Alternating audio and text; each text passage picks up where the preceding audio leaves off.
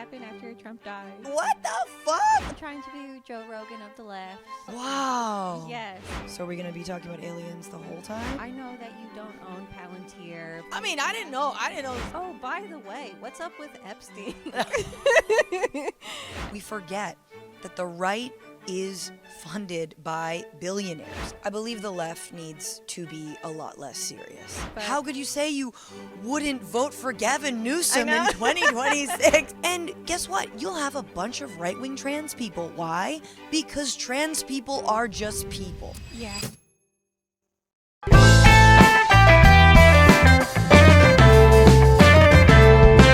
Hello and welcome to the Mary Houlihan show. Today we have the amazing guest, Francesca Fiorentini. Hi. Hi. Do I have it? Is this my camera? Well, here's what I like to do. I like to ham it up. I like to look in the camera sometimes. So Right. You can ham it. Do I have a little bazinga? Do I have a little push in? Yeah, do a bazinga.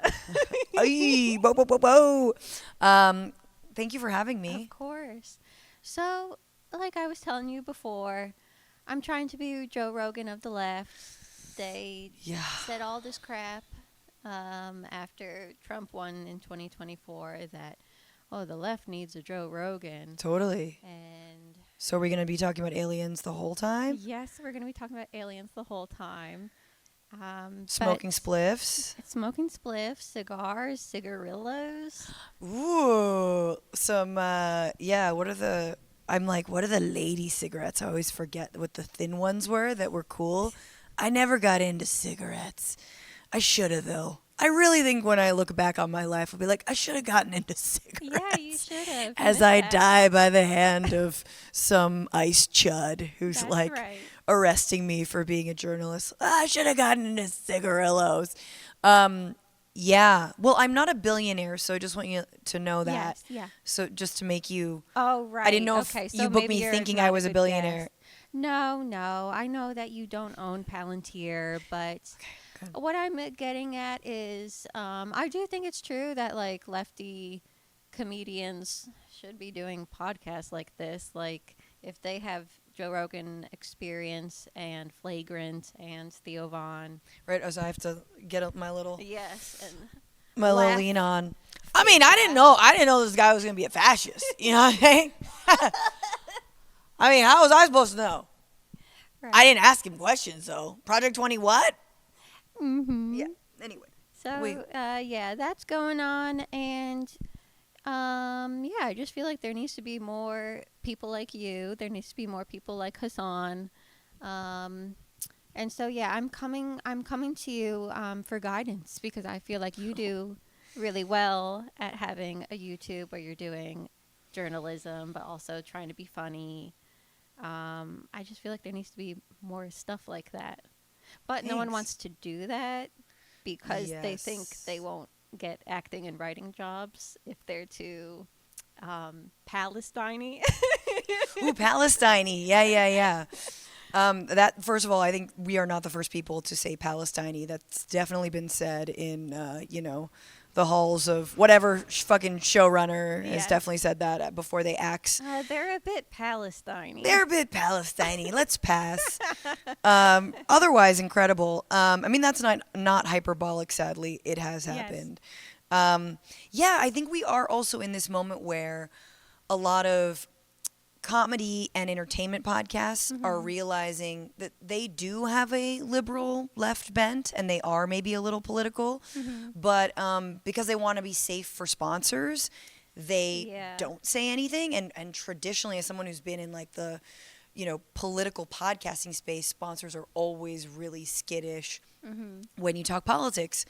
And yet, when you have right-wing politics, there's no problem. Hey, we'll get this fucking dog food, that supplement, whatever. And I'm not even saying it's like snake oil. It's just that, isn't it funny how, just like in everything else, when one's politics support authoritarianism, fascism, the status quo even, they suddenly are A-OK about supporting your podcast if you're talking about how everything's woke now, Right, or how yes. everything's DEI. And so sometimes it feels like we are taking crazy pills, and we do feel like, God, yeah, maybe we should have the Joe Rogan of the left, or maybe and then we forget. And I think we do this with, political funding too. We forget that the right is funded by billionaires. Yes. They have so many more Yes. on their side. It's the reason they all hate Soros, because he's the one fucking billionaire who's like actually kind of good. I mean, I don't think he should exist, but he's donated to incredible causes, whether it's, racial justice or speaking of Palestine. But it's like, so then we have to come back down to like, oh, everything's just stacked against us. But you know that because you're a woman in comedy. So you're Sure, like, yeah. oh, okay, got it. Yeah, so that's the scoop. That's why I made a show. Well, thank you. But maybe if like Lefty shows just get super duper popular, then we can sell pills, Yeah. right? Because wouldn't a All I wanna do sponsor is sell only pills. care about a show being popular? Well, yes and no. And I think that's what's so interesting is that I think women, entertainment people who do like entertainment, I guess I feel like people who are not, I think just like anything, when you're a white guy, you can really opine on whatever the fuck you want. Sure. Right? There's no lane. But if you're a woman, you have to be in like ladies' lane. Let's talk about, sex Right. positions we like. Yes, And like, yeah. or let's talk about celebs. We can't be like the full gamut of who we are or what we're interested in. Yeah. And I think sponsors will tame and punish even big creators, even big podcasters who like venture into a little bit of the political world. But now that the political world, there is no firewall for better and worse. I think you're having, folks actually speak out because they fucking have to. But I don't know what that means for funding.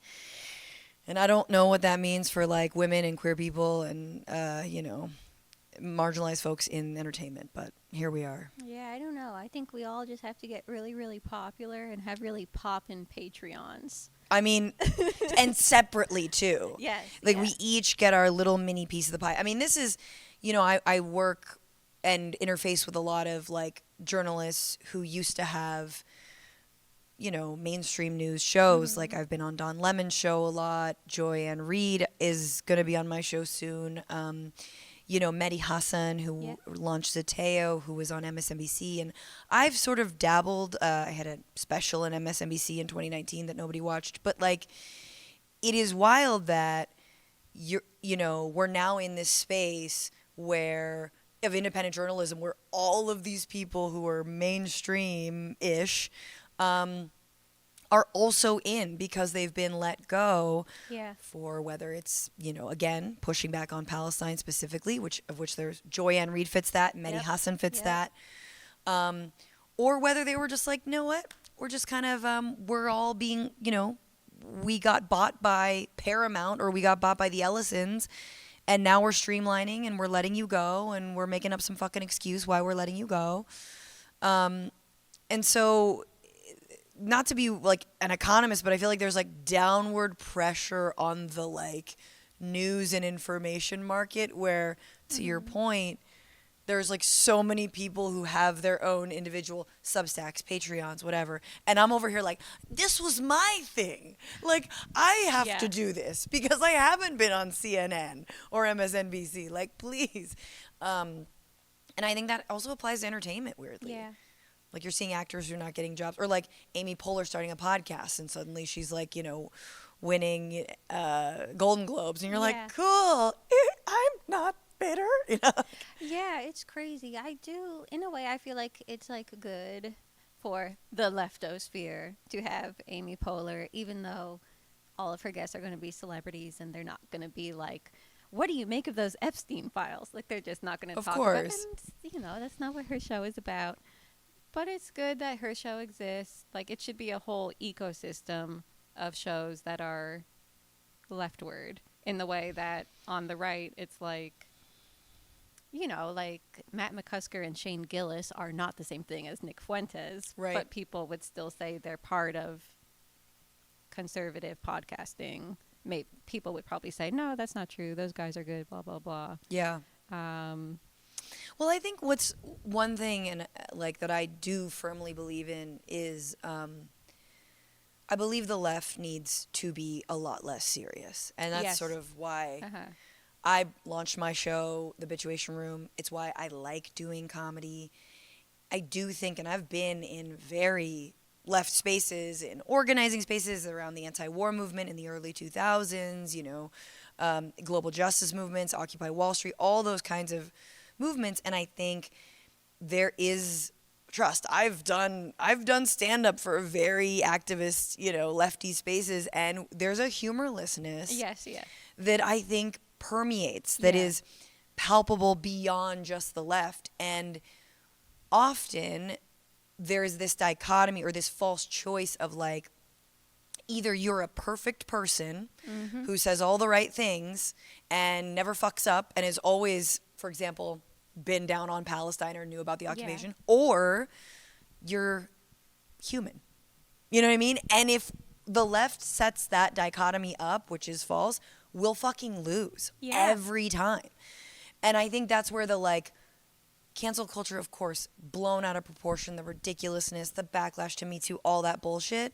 However, we definitely on the left hold ridiculous standards and are very prickly about laughing when it's so clear when people are not punching down or like of course. have a random joke and it's like, it's okay. You know what I mean? Just loosen up, keep the eye on the prize, on the 1%, on the fascists, on the whatever. It's okay. And again, that's not a pass for like the fucking, I'm not a flagrant fan, but like I feel like maybe Gillis falls into that. Yeah. I feel like he's a good thing for society because he goes on Joe Rogan and is like, hey, have you heard about these kneecap guys? And like just tells him about kneecap for 20 minutes. You should have him on. No? Okay. And then that goes out to millions and millions of listeners. That is objectively a good thing. Like that's doing more material good than someone doing stand-up for 10 people who like has perfect politics. Like, totally. You know what I mean? Totally. And some people I'm like excited about, like they've been doing stand-up forever, but like now they're like getting really popular, are like Caleb Heeran and Robbie Hoffman, Stavros, of course. Like, all those people have politics that like are anti 1%, but also like sometimes they're edgy, sometimes they're offensive. Totally. And also they're funny. Like that's the other thing is there's this like the anti-woke backlash in comedy was also a backlash and a reaction to like audiences not laughing at folks. Like Seinfeld being mad people aren't laughing at his gay king joke or whatever the hell, and you're like, no, but you just have to be a better writer. Exactly. Yeah. And like, sure, you could go on at a club when people are already drunk at whatever. Like, you could get paid doing that, but don't expect everyone to like you. And I think as a stand-up, we know this. I don't think we ever expect everyone to like us. Yeah. I don't think, and it's so bizarre to demand that everyone like laugh at your reactionary joke that actually doesn't really fly in the year 2026. Sure. Well, you know, when you're someone like Seinfeld, I feel like sometimes people are like, when I used to produce shows and sometimes we'd get like a celebrity, like someone who's on SNL, and the whole audience, it would just be packed with like their super fans and they would laugh at every single thing. And sometimes you would even like read on the comedian's face that they seem like frustrated, like, I'm trying something new, I want to know if it's actually funny or not. And so I could imagine for someone like Jerry Seinfeld, when people aren't laughing at every single thing you said, then you're like, what the hell, I'm Seinfeld. Yep. I mean, to me, it's also a plague of like our ultra-capitalist system in the U.S. that we have around entertainment. It's basically either you're a celebrity or you're a piece of shit. Yeah. I mean, you cannot live as a middling, and I say that in a positive way, you can't live as an artist. I lived for about 5 years in Buenos Aires, Argentina, and there's just like, the first thing I noticed, I started to stand up there, the first thing that I noticed was like, oh, people are living by doing art. Yeah. They're able to pay their rent even when they didn't get a writing job or they're not super famous or they're not on TV. Like, Right. it was like, oh, there is an appreciation, call it bohemian, call it appreciation of the arts, call it just like people getting compensated. But like, as a new comic, I would get the equivalent of like, $80 for hosting a show. You would never get that in the US. Right. Yeah. Ever. Not even now, right? Even as a seasoned comic, you're not getting that money. So there is something about, we have to remember that other countries actually do invest in the arts. There is more of an appreciation. There's a culture of appreciating arts.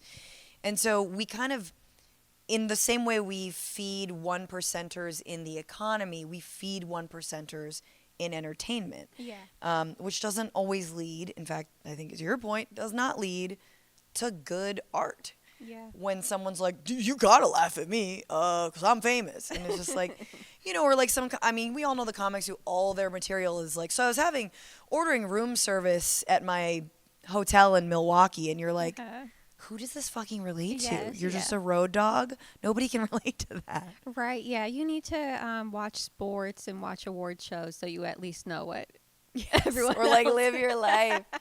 Yeah. It's, I think if Chappelle had to be a little bit hungrier, he probably would have been a better comic. Sure, yeah. Another thing I think is like all these journalists are getting fired, and the Don Lemons and Joanne Reeds, like we said. I feel like it behooves comedians to like sneak in some journalism or just invite journalists on their shows, because like I know so many comedians who have 200,000 followers, 300,000 followers, 400, like they have more followers than news organizations. And so like, it stinks to like put it on them, but I am like, fascism's like happening. Can you like try to talk about it? You can still do it funny and in your voice, but this I think is really an area that I try to like narrow in on, because I've, been a journalist and a correspondent, and I try to, through my pod, uplift journalists who are really doing the actual investigative work. And they're not always the most, incredible speakers. They are writers for a reason.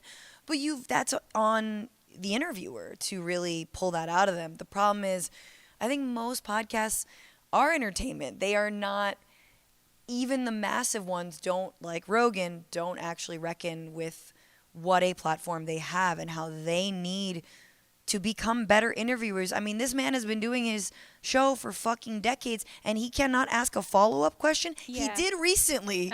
He asked Elon Musk, what was it?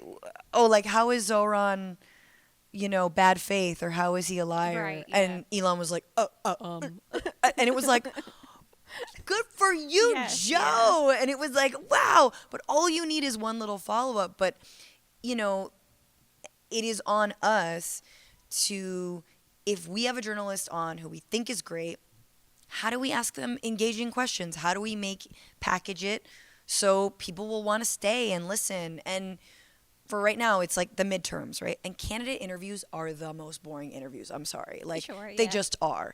Everyone is like, I'm not from that corner of Utah. But I'm trying to think about like how to ask them like non-conventional questions, like most traumatic childhood memory. Not that would be, funny, but like, or like, whatever, like least popular food take or something silly to like, some sugar to help the medicine go down when they're talking to me about their platform or whatever. Or doing rapid fire. Hey, do you believe we should defund the police? Yes or no? Defund ICE? Yes or no? Like, give it to me straight rather than giving me, politician talk. So I feel like that's the way we can bring that out of folks. And it doesn't, and that's the thing is like, it doesn't just have to be vibing. Like, I like asking hard questions because I think it's like, it's good TV. It's good watching. Yeah. It's like it's spicy when you like go right for the jugular, Yeah, I think that stuff is good. It makes good clips, and people. I think some people feel like that's like cynical to talk about. It's not, because that's how people like get information now. And like when I'm on TikTok and I'm scrolling, I'm gonna see clips from Joe Rogan and Theo Vaughn. I should also be seeing clips of lefty people. Yeah. But yeah, so I just want to encourage / bully everyone into doing more of this stuff. And yeah, I do think they need to be less serious, laugh at themselves more, maybe have more grace. Something I thought was interesting was when Stavros had Jordan Jensen on his show, and she made, I don't know if you remember this, she made some jokes that he was like, that's kind of transphobic. And he was being very like graceful with her, of like saying like, I don't like that, but you're my friend. Yeah. That's hard to do. Yes. That's the thing. And like, I'm almost also annoyed because I'm like, comics, we're nothing but like neurodivergent people. Yes. If you of all people should be able to be like, that was weird, or like that, ask the weird hard question of the politician. Yeah. Like, so I'm glad he did that, because that's when you can trust the person. Like and I do think, I'm guilty of it too. Sometimes I will book people on my show, like you were on my show, in part because I knew you were speaking out about Palestine. And I want for my audience there to be a certain amount of like ground rules and, for lack of a better term, like safe space. Like I don't want to be platforming Zionist voices. I just don't. And I also think I don't love it, but I love talking about the shades of blue. Like, I think it's important to have a little bit of like left on left drama and really parse things out and be like, yeah, well, you know what? Where do you stand on crypto? Because this is a huge deal. And a lot of Democratic shills and a lot of their influencers are like standing Democrats who take tons of crypto money. Ruben Gallego, Jasmine Crockett. Like, these are good people, but also that's not how we win. That's not how we're going to defeat these fascists, because they know they can always get more money and less regulation on the Republican side. Yeah. Yeah, I think it is good to have like left on left drama. Like, I was pretty intrigued by well, I don't know if this is fun for you to talk about or not. I don't know, maybe it is, but like you versus Cenk and Anna Kasparian. Right. I think that's good, because like the people watching it, well, okay, so long story short, they're older. Sometimes they're a little transphobic. You're saying, hey guys, that's kind of transphobic, and then you're arguing back and forth. But it's like, I think it's good for people to see that. Sometimes people think like, oh, you shouldn't do any of that. That's infighting. That's making each other look bad. But no, it's like demonstrating to the public, like, you guys could be having conversations like this. Yes, I absolutely agree. And actually, I am sad because, just a quick correction, Anna is not older than me, but her takes are, and they feel more boomer than mine. Yes. But sadly, they insulate their show, TYT, from real critics on the left. They have isolated most of their people of color and trans contributors over the years. So if you once saw black contributors, no longer. They have specifically their takes around policing, around crime, and around trans liberation or trans people have been deeply problematic. And since Trump was reelected, they have steadily cozied up to the right, gone on many right-wing shows, not to debate or to kind of like crush them, like when I go on Piers Morgan, but more kind of to give them flowers and to see where they agree. But when I did, and this was my overture to them before I finally decided not to work with them anymore, and they decided not to work with me, was let's have more debate on your network, because if you're coming from a different position, that's totally fine. Yeah. Let's discuss it. And the few moments that we did when we talked about trans athletes, for example, they were great moments. People watched it. And I proposed to Cenk, who is the head of the TYT network, a few years ago, when he told me very deliberately that the show was going to be taking a more centrist turn. I said, why don't you have like me on, and I named a couple of other contributors to really sort of dig into these issues in a camaraderie. We all know Yeah. we're on kind of good faith. No one's trying to own anybody else. Why don't we have those debates? And sadly, there was not a forum for that provided.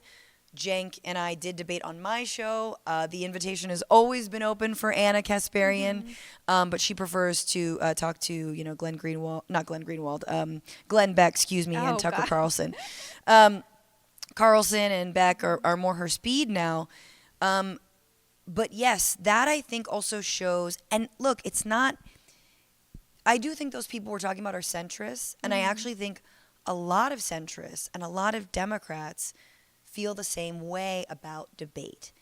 They get very prickly. I just said Jasmine Crockett's name not in a positive light. Right. Oh no, Yes, like yeah. this is bad.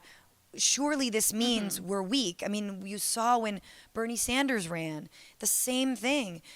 Oh no, the fact that you're running and critiquing the front runner means we're gonna lose. It's bad. Like we Yeah. must cut out all dissent. And I vehemently disagree. That is how we are strong, when we have these discussions, when we talk to people. When you as a candidate, I think Zoran demonstrated this, you are not insulating yourself from critique. You're welcoming it, and you have an answer. People could find it sufficient or not, but you know, you're not shying away from that. That's like, if you want to say we are the anti-fascist party, which I would argue the Democrats have not decided that they want to be, but if you did want to be, fascism is about uniformity of thought. Show that you have plurality of thought. Exactly. Yeah, I think we make Trump and Republicans into these awful boogeymen. So it's like, yeah, people are like scared to debate, or how can you say anything about Jasmine Crockett? She's not going to win, and then this will happen, and this will happen. Yep. But How could you say you wouldn't vote for Gavin Newsom know. in 2026? I mean, to Yeah. your point about Hassan earlier, I think this hysteria has got to stop. Yes, of course. And it shows, it builds trust with voters and audience members or whomever, when two things: you can admit you're wrong. I never tell my audience I'm right. I'm always like, look, I need to be one of the broad, diet of things that you consume. I bring people on who are smarter, but like you need to. So, and I'm wrong. I can be wrong, and I admit when I'm wrong, and it's fine. So it's like, if you're talking every day, of course you're gonna get it wrong. you're gonna get it wrong. So the number one being wrong, and number two allowing for like discussion and debate. And we saw, I mean, you're just already getting like the Democratic Party scrapped their postmortem that they were going to do about the 2024 election. Yeah. What the hell? Is that ever gonna come out? I guess not. And we're already seeing this like blue no matter who mantra being trotted out when we haven't even had a primary or whiffs of a primary, when it's just like, what are we doing to ourselves? And we know that Kamala Harris, for example, every time there was a phone call or a text back that was about, hey, I'd really like you to address and change course on genocide and on Gaza, that those were deliberately sidelined and not included in anything. People were removed from the list. They weren't allowed to speak. They weren't let into, rallies and whatnot. That fear people can smell a mile away. Yeah, of course. People don't want to vote for someone who seems wishy-washy. And, yeah, there needs to be more debate. I think there should be less people afraid of saying the wrong thing. Like, I feel like, and it sucks that it's two cis people talking about this, but I feel like the trans issue is like quite prickly. And to me, it seems very obvious that like we should just normalize more trans voices, platform more trans people, and demonstrate that some trans people are edgy. Some trans people are very humorful. Like, I feel like so many centrists. Look at Caitlyn Jenner, man. I mean, yes, they come in all different. But I think some of these people, they get the impression that trans people are so serious and humorless, and you're going to get in trouble if you say the. And like, they just need to meet trans people. Yep. Yeah. Yep. Absolutely. And this idea also that like somehow the random online mob is real life. Yes, exactly. Like, yes, there's Caitlyn Jenner. There's also, I have an aunt. She's not really my aunt. I have an aunt. She's a trans woman, and she's like a Brooklyn broad. You know what I mean? Yes. Or do you know Lexi C? Lexi C is a local comic I met, and she's a trans broad from Queens, and like she says problematic stuff. Oh, yeah. You know? I mean, I think what's interesting is when identities are politicized Yes. and the right politicizes them Yes. by taking these away. blue hair, blah blah blah. Oh, God. The right politicizes them by revoking their civil rights or sidelining them, marginalizing them, whatever, saying they shouldn't exist or don't exist, which naturally politicizes one around those identities. But don't get it twisted. We all know it's the right and it's authoritarianism, fascism, white supremacy, homophobia that does that. But when you strip all of that away, the right's like, oh, we don't want to be about identity. Okay, cool. Then give everyone the ability to participate in every walk of life, including sports, And guess what? You'll have a bunch of right-wing trans people. Why? Because trans people are just people. Yeah. And it's the same thing. I mean, it's funny because, we're also not Palestinian, but like Palestinians are very much like this as well. It's like Palestinians, their whole identity has been politicized because of who they are. But they are not inherently necessarily one political stripe or another. I mean, I assume they're pro-liberation and anti-colonial, but, they also like makeup and don't like to talk about politics. You know what I mean? Yeah. Because Palestinian people are people at the end of the day. Yeah. And so I think that's also, we're just kind of in this detente of like, no, you're politicizing it. No, you're politicizing it. And the problem with Democrats is that because they don't have real policies that actually talk about power, that are willing to throw their donors under the bus, because they don't actually want to do shit when they're in power, then they rest on empty identity politics of how can you say that to me as a fill in the blank? Yes, yeah. You can't say that. Hakeem Jeffries out here recently being like, my community, I'm defending my community as he wants to make mini little reforms about ICE. Yeah. Okay, you can only wear a mask on Tuesdays, Okay, and that's so pathetic. You're using your community as a cudgel as to basically deflect from any criticism about your wishy-washy fucking mealy-mouth ICE policies. Right? Yeah. And that's such a bad faith use of, I'm ostensibly assuming, like, the black community. Yeah. Stop doing that. And it happens over and over again. Yeah. Something hilarious I saw, you probably saw this. This was like a couple months ago. Someone was criticizing Netflix, and there was like a viral tweet of saying, how can you make fun of Ted Sarandos, a Jew who's married to a black woman? And No. first of all, people were like, they're billionaires. Why didn't you care? But then people were like, he's not Jewish. That's gotta be a bot. Like, that's like some K-Hive fucking Israeli propaganda. It would be insane for a real person to be like, leave these billionaires alone. One of them is black. But that is straight up what we're being asked to do. Yeah. Is wild. Yeah. Someone's got to do that with the Epstein files at this point. Yeah, when you make fun of the people in the Epstein files, you're actually being anti-Semitic. I mean, that's basically what Alan Dershowitz is saying right now. Oh my God, it's so gross. No, I mean, that's exactly like, you're not fooling anybody anymore. And I think the same thing, with like the immigrant community too. Hang on, I have a thought. Let me get it out. Yes. It was there. Oh, back in 2012 when Romney lost to Obama, the Republicans had their whole postmortem on their election and why they lost. And they basically were like, look, we can't be so racist. That's funny. We could actually get a lot of conservative Latino voters to come over to our side if we stop being so racist.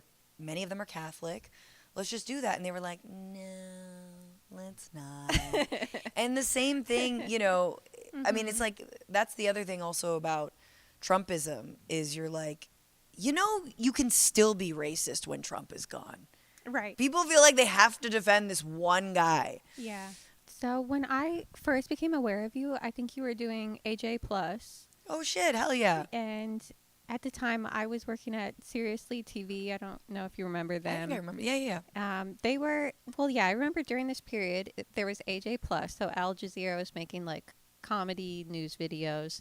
At the same time, Redacted Tonight was also making Lefty comedy news videos. The place I worked at, Seriously, they were kind of all over the place. Like every video depended on who working there was writing it. Very internet. Yes. The internet was just like, I will be camera host person. Yes, yeah. And you're like, okay, fine. And so some of our stuff was quite lefty, some of it was not. But yeah, I've been thinking back to that period of time during this whole Joe Rogan of the left conversation of like, that's crazy that back then there were like multiple like comedy internet sites that were making like left-wing comedy, and like where is that now?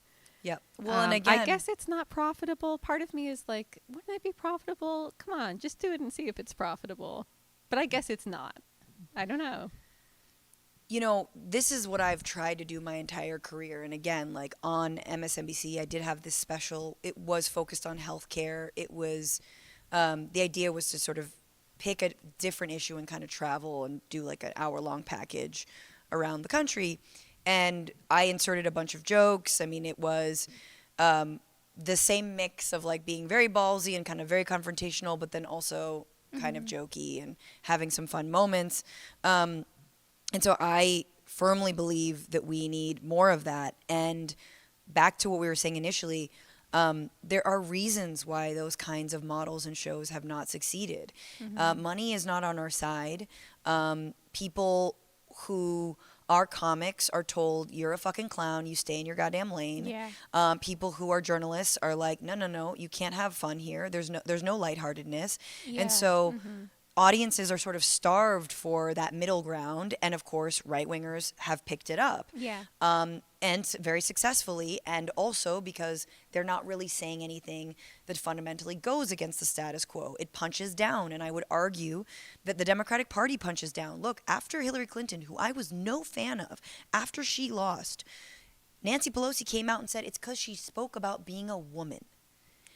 I'm like, I have to impress on any fucking Democrats who are listening to this to understand how reactionary that is. I hated Hillary Clinton because she's a war hawk, not because she said, I'm with her and, first female I didn't give a fuck about that. I didn't care about the Katy Perry fight song. It was cringe, but it was only cringe because she didn't have the policies to back it up. Yeah, people don't believe her. And like people my parents' age, they hate the Clintons, like since the 90s. They think they're phony. They think they sent all the jobs overseas. They think they're like liars. Yeah. Like kind of a bad brand to run in 2016. Quite a bad brand, I would say. Yes, you lost to Barack Obama. Yeah. Barack Hussein Obama, that nobody had fucking heard of, first black president, and the Democratic Party was like, no, let's do it again. But the point is that I think you're totally right that those shows didn't get picked up. Those shows didn't get supported. And kind of worse, they were all sort of relegated as being, oh, well, this is a woman host. Well, it's just a woke feminist show. And it's like, nah, bitch, we're talking about a bunch of issues. So, yeah. I gotta be honest. I do feel like some of it is like liberal comedians not supporting one another, because there's one person in particular, I remember seeing them tweet like, I can't believe anyone would work with people that worked on Redacted Tonight. They're Russian, blah, blah, you know what I mean? And I bet people thought the same thing about this Al Jazeera show. Sure. That's an Arabic name. I mean, I did successfully launch a comedy show off of Al Jazeera, so I feel very excited about that still. Yeah. News broke, for those who remember. But yeah, Redacted Tonight. Look, I know Lee Camp. He had to you got to make money somewhere. And, there was a few issues he couldn't talk about. Sure. But same for any American. We less so. I will say Jazeera gave me a lot of leeway. The funniest thing that they did to me, which it's still funny to this day, we had a sketch in 2016, and we were mocking how third-party candidates are always shat on. I think it was sort of a reaction to Bernie and whatnot. And so our sketch was, even if Jesus Christ came down to earth, came back, and ran third party, he would get dumped this on. Asshole. He's kind of a spoiler candidate. Yeah. And we depicted Jesus. My friend Matt Gubser played Jesus, and because Jazeera, it's from Qatar, everyone's religious, everyone's Muslim, and you can't depict a prophet. Oh, that's not really just Muhammad. interesting. You cannot depict the prophet. They were like, let's not put this out on Facebook. We could put it out on YouTube or something like this, and they were like, That's really interesting. Sorry, I thought that was a train, but it was just... Oh, yeah, there's a clown class on the other side of this building. Oh, I'm so glad I'm here and not there. I'm just so glad I'm... They were doing all these warm-ups and exercises before you got here, and we were really worried. We were like, hopefully this calms down, because it was loud. Oh, yeah, that was... Then I would have wanted to go next door, get one clown over here. I want to say one thing, which is I think that the Joe Rogan of the left framework has always been bullshit. Sure. Because, number one, what left? It was always Democrats who were saying that. And number two, Joe Rogan is attractive for billionaires and right-wingers in the Republican Party and Donald Trump because he isn't a good interviewer, because he doesn't ask follow-ups. And so I think the sort of the implicit ask is, where can we find our dumbass who won't push back, who won't ask us hard questions? And I think the Democratic Party, in fact, has found, there's a lot of influencers out there who kind of do that, where they'll just be given an interview with a senator and ask them no hard question. I always make a point, if I get electeds on, I'm going to give them their flowers where they deserve it, and I'm going to push them where I think they need to be pushed and ask them. I had Representative Yasmin Ansari on, who's been really out in front on ICE stuff.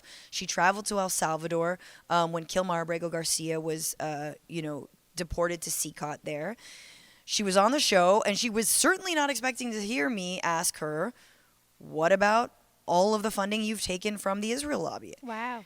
And what are your thoughts on Palestine? And it was like, ooh, and that was successful. Now, will she do my show again? Maybe. But for me, it was successful to say to my audience, look, you don't come on my show for me to just glaze you. Yeah. That's so boring. I don't care what we're talking about. It's fucking boring. And the fact that if she does come back, I think Rokana's very good at this. He gets his ass handed to him. He gets grilled, and he comes back for more. And it's like, cool, so you've got some sort of integrity. Right, yeah. You're willing to go on these shows. If you get asked a hard question that was not vetted before, you have your answer, and then, you'll come back on at another point, because I gave you I was like, yay, I cheered you on here, and then I pushed you here. I didn't say this means you're a fucking fake or a phony, but I push you, Sure. So, and that, I think, is what the Democratic Party actually doesn't want. Right, yeah. I think we saw just recently Barack Obama got an interview with, or Brian Tyler Cohen, better put, a massive Democratic influencer, got an interview with Barack Obama. Barack Obama's, answers the question, like, do aliens exist? And he was like, yep, I haven't seen it. They're not at Area 51, but they're real. And then Brian Tyler Cohen kind of moves on to the next question. And I saw Phoebe Robinson just was like, what the fuck? Like, are you kidding me? Right. And it's like, yeah, you have, even that silly question, it's like, stop down, push a little bit. But yeah, that is the Joe Rogan, because... wow. Yes. Or for those types of guys, they were talking about Epstein files for years and years, and then to invite on all these people that they know are in the files and don't even bring it up. And it doesn't even seem like it's calculated. It seemed like they're too dumb to be like, oh, by the way, what's up with Epstein? Yep. Yeah. It's calculated, and I also think, there are some people, Rogan has his Spotify deal in some ways.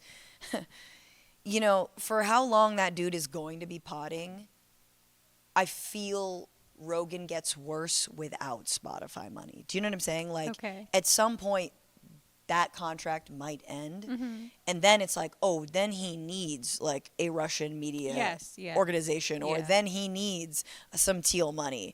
Because you'll notice the people like Tim Pool, Benny Johnson, some of these right wingers who definitely have, like, whether it's the Netanyahu spigot, whether it's the Russia spigot, Putin spigot, or whether it's just like, a billionaire spigot, they're not talking about the Epstein files. They won't. They know when to, they know when to button it up and change it. So there's also like a weird, sickening argument to be made for not deplatforming people. Yes, yeah. Wait, yes, okay. I have this friend. Yes. His name is Frankie, and he has this whole elaborate theory, and it's a little bit funny. It's a little bit Charlie Day at the thing, but it also totally checks out of Patrice O'Neill dying ruined Anthony Cumia, because that was the black guest who he would say all this problematic stuff, and all of the white comics say, ha ha ha, that's crazy. And Patrice says, no, that's stupid, you're stupid. Right. He dies, so he doesn't have the black comic to check him anymore. Then Anthony Cumia gets canceled, and he has to start his own compounds media. And now he can be so racist and so crazy. And it's like, you don't have your tether anymore. Yes, but then it's like, what are you saying? That we should let racist people be on terrestrial radio so they don't get more racist? No, but but they do get more extreme when they get deplatformed, because they go on to these and like, they have their grievance black politics type platforms. I mean, and like, speaking of Shane Gillis, like, to his credit, I think that after not getting the SNL gig, he didn't go down sort of the grievance, comedy grievance politics hole that so many, I think, who are less talented go down. Yes. Because it's so easy. You sort of like relegate yourself and use that as, your thing. I mean, on the left, that happens a lot, which is the narrative is why I left the left. Sure, yeah. Right? Which is like, it's money. Like, it's just money. Oh, why? Because you never hear a why I left the right. Very infrequently a why I left the right. There's just so much money on the other side. But yeah, I think having a tether is important to keep you in check. It's a friend of mine, Corinna Dobbins' comic, has this joke about, like, liberal racism versus, like, kind of open racism, overt racism, and how some people are like, nah, just give it to me straight. I can tell you're racist, whatever. And her joke is basically like, she's basically like, nah, like, I need you to couch your racism. You should pull back. Like, I don't want that open racist. There's no real joke there, but you know what I'm saying? She's she's like, actually having some amount of, like, politically correct P's and Q's in your brain, that's not you having the woke police in your head. That's not the mob coming after you. That's you having tact. Yes, or just like living in a society. That's you living in a society. Like, it's like, nah, we don't. But that's that's what MAGA is groomed for. Like, anything that tells you you live in a society, you must buck. Yes. So silly. What do you think is going to happen after Trump dies? You think MAGA's still going to be a thing? I'm going to do all the drugs. Just all of the drugs. So, I mean, I'll lib out, man. I will lib out. I know he's just one piece of the whole fascist puzzle, but woo. It seems like, I don't know how, like, the MAGA fan club will still exist as it exists without him. I think you're right. I think that's why, that's why they're trying to keep him alive. They got to keep him alive. He is going to be like, like in Teenage Mutant Ninja Turtles, like Brain in the robot tummy. Like, that's very much Brain. But they're trying to keep him alive. His Riz is non-transferable. Sure. certainly non-transferable on his 2 eldest sons. Oh no, they're boneheads. They're boneheads. It could be transferable to Ivanka, you know, should she ever rise to the occasion. And of course, you've got like the 7-foot red-pilled 18-year-old named Barron Trump, or 19 at this point, who everyone's like looking to, you know. They're like, could he be the one, you know? I don't know. I don't think we've heard him speak yet. No, I don't think he does. Yeah. And I feel like if he remains a virgin until the age of 35, when he can become president, he will be a perfect incel fascist. Sure, yes.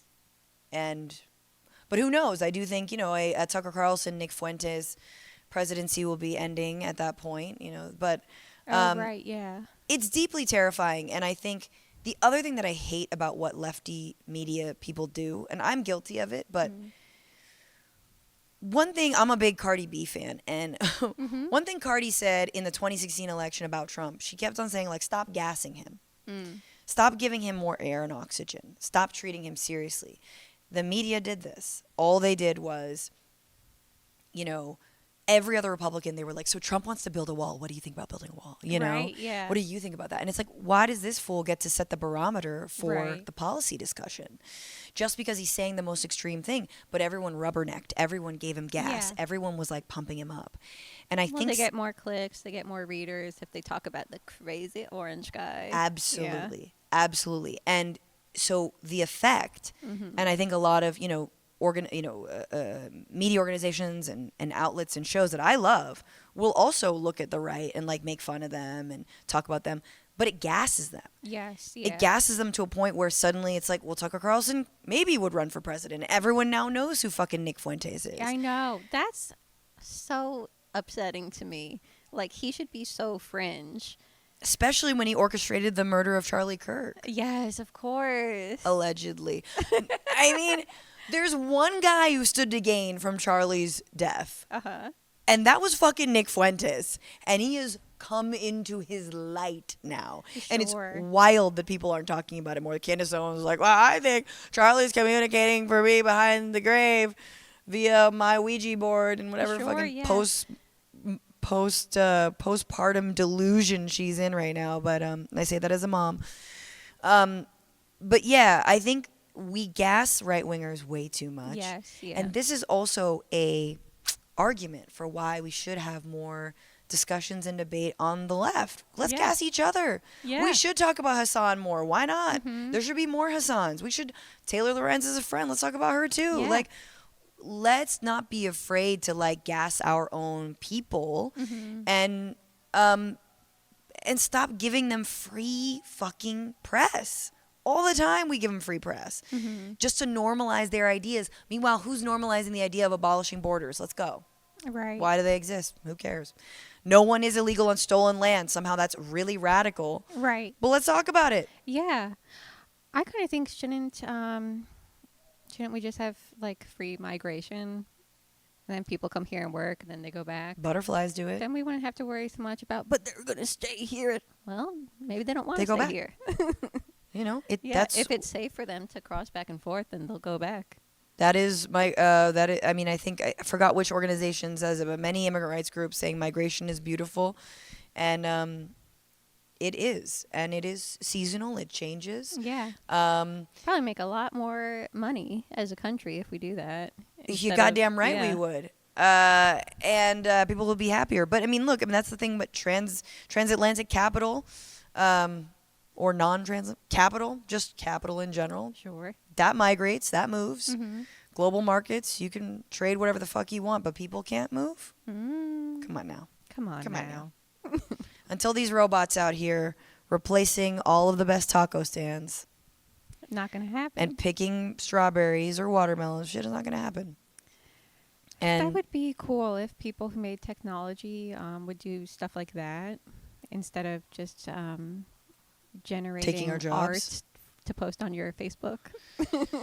I swear to God, we're in a really wild moment where you're like, oh, we've automated, and it's kind of a fuck you to like, middle class and like just in general upward mobility, which is kind of fun. It's like, oh shit, you're radicalizing like an entire tier of people who thought maybe they were like wealthy enough or safe or comfortable enough to not get politically involved. Yeah. And now you're just growing the rev over here. Exactly. Yeah. All these people that are like, I'm poor. Yeah. That replace their jobs, not mine. You can't get a robot. Totally. I'm not supposed to be poor. Yes. Yeah, literally. Yeah. That's how so many people, that's how everyone's getting radicalized. Because they can't afford things that they thought they would. Well, I mean, and this is like the grindset mindset hustler stuff that like, I know women have this, but like I don't know any of them. Like maybe I'm not on the right TikTok algorithms, but it is wild. The late stage capitalism, like hell we are in, really lends itself to that. Like all you got to do is invest here, here, and here, buy this crypto, do that, and then you can like X yourself out of the like ever having to worry about being poor equation. And it's not going to happen for you. I'm worried what's going to happen with Bitcoin. Like, is it going to crash? Is it falling? I've heard it's falling. Yeah, I don't follow it at all. I just see headlines sometimes. But I think about, there's going to be a time where all these elder millennial men are going to be completely bankrupt, and then the revolution will happen.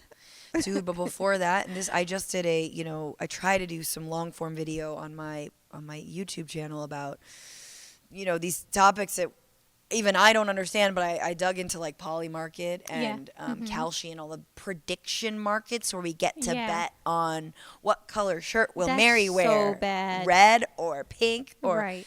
And you saw Israel, they just arrested soldiers for betting on poly market, I think, with what do you call, secrets with military secrets. They were using them to make Of course bets. they were.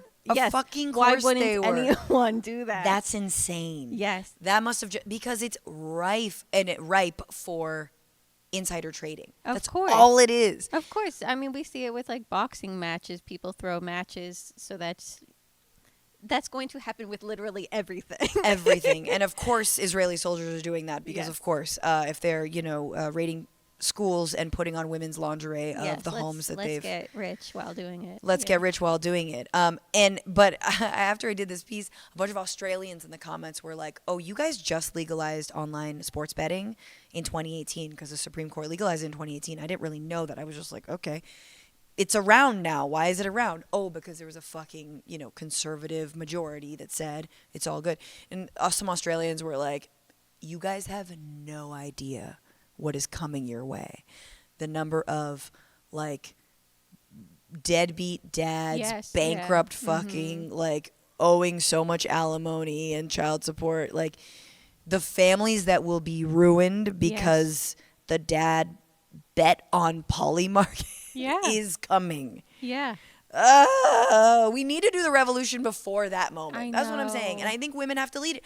I'm telling you. This is the other thing, Mary. Why is it always women out here fighting ICE? I mean, Alex Preddy, R.I.P., doing the Lord's work. And I know there's a lot of men out there, but it really is women who I think in my circles who are like doing the most against ICE, doing the most, getting the most involved. And I'm like, we're small. Yeah. Generally. Yeah, I guess we're more caretakers. We're more in general. So we're thinking about our kids. If we have kids, we're thinking about our parents. If we're taking care of our parents. We're more community oriented. Yes, yeah. In general. Although I do think the Epstein files have proven that we need, like, men just need to, like, hand over the fucking keys. Yeah. Hand over the keys. So they're not. And then there's Pam Bondi. So in general, not all women are good. No. So no one's going to get held accountable. So it's going to be guillotine time, or what do you think? Yeah, I mean, I've been having... people can get it together and build those guillotines. Honestly. If we build anything anymore... if men would actually build something in general. Yeah, I do think. Sorry. If anyone gets killed by guillotine, you can't hold us accountable because we're just jokesters. No, it's amazing because I'm not just like, a journalist and a comic, but I try to have some sort of perspective on and political analysis, right? Yes. I try to give that to my audience. But just the layperson's conversation right now is violence. Yes. Like the layperson's conversation is like, Mangione was right. Yes. And we need to be killing motherfuckers. People love Luigi. Of course. They love him. And that, I think, is clearly a symptom of a failed, like, we love to talk about failed states. The fact that people are celebrating the execution of a CEO I know. is failed state energy all over the place. Well, something I think is so hilarious about, like, corporate media or Hollywood or what have you. You talk to any regular person, they say, free Luigi, allegedly he killed that guy. Right. Like, they love Luigi.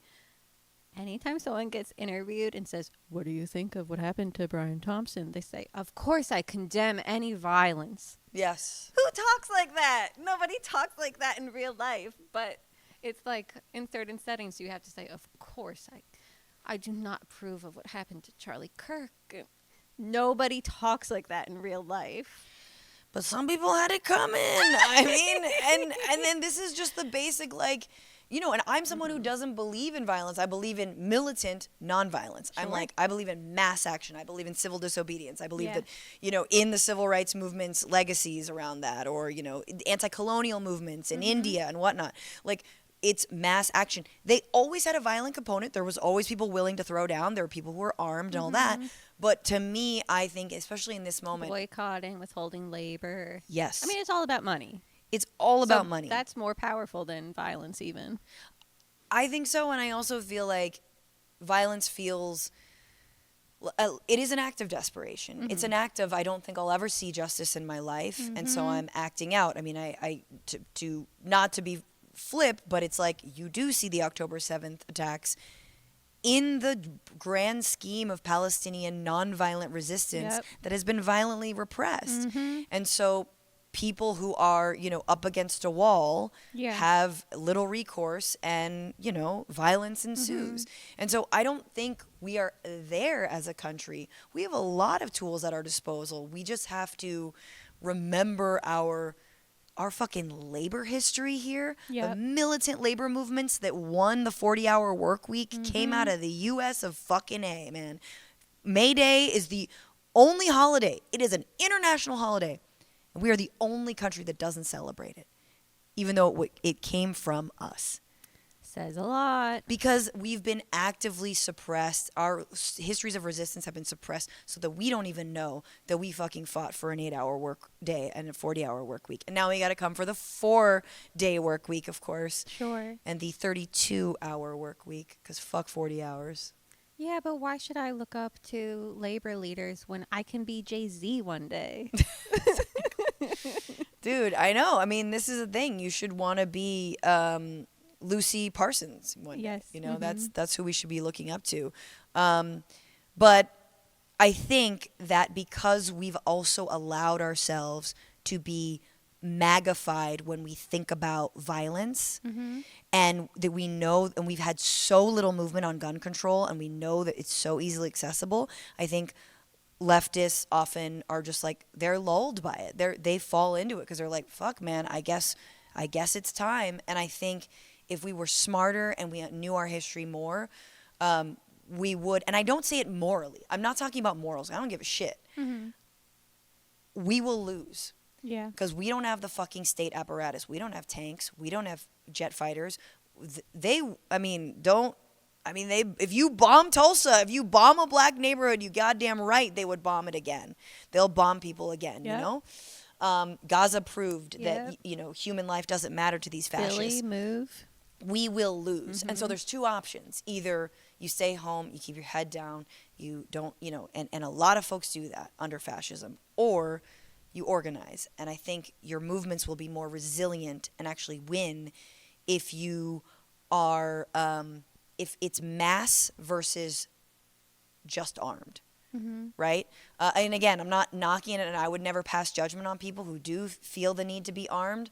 But I think mass resistance is what is necessary. We don't have the muscle memory, and we need that muscle memory. And I feel this so deeply because anyway, yeah.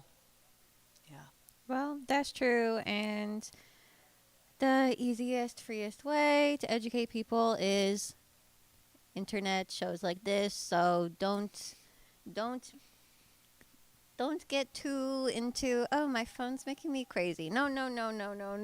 Billionaires are putting so much money into right-wing media. We need more left-wing media so that you can know how to strike or be prepared. Yeah. And nihilism and cynicism, I think, they help the billionaires. Yes, of course. They love that. They want you to give up. No, we need to be hopeful cuties.